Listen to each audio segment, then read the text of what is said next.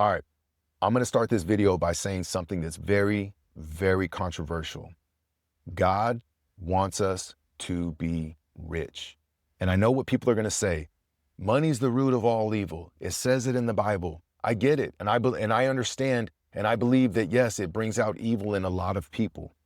But I also think that money magnifies who people are underneath. In other words, people that are bad people that are greedy, it's going to magnify that. People that have a good heart and they have the right intentions, it's going to magnify that as well.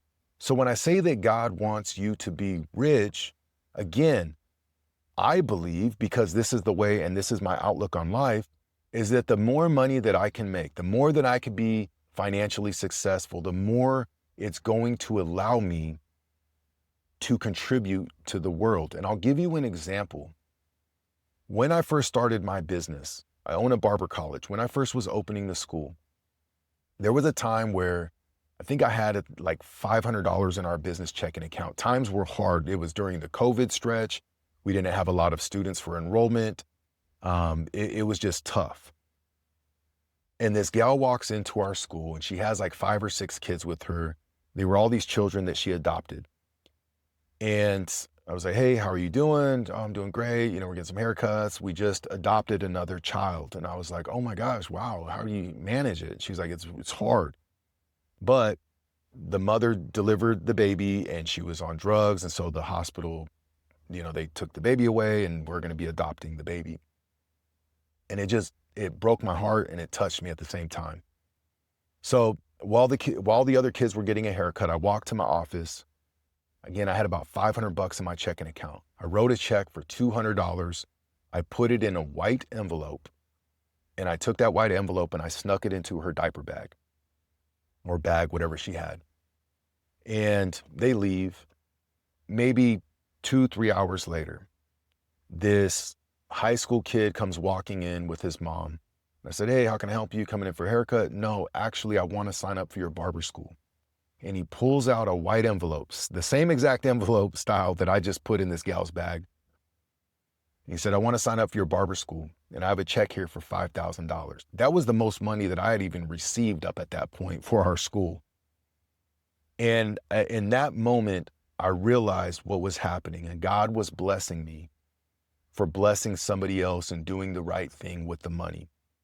And I realized that He wants me to do well financially so that I can help make this world a better place.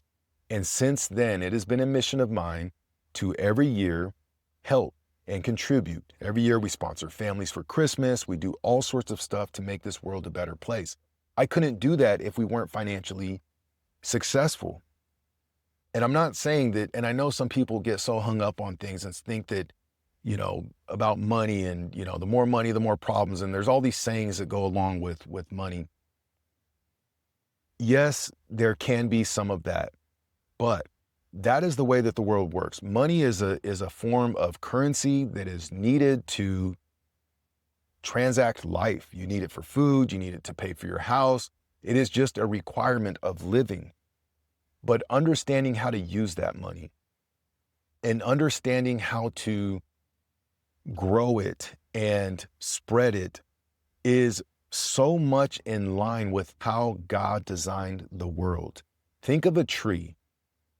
When a seed is planted, like an oak tree or whatever kind of tree you want to think of, when it is planted and as it grows, it produces more seeds that will drop into the ground that will then go on to produce more trees that will then go on to keep growing.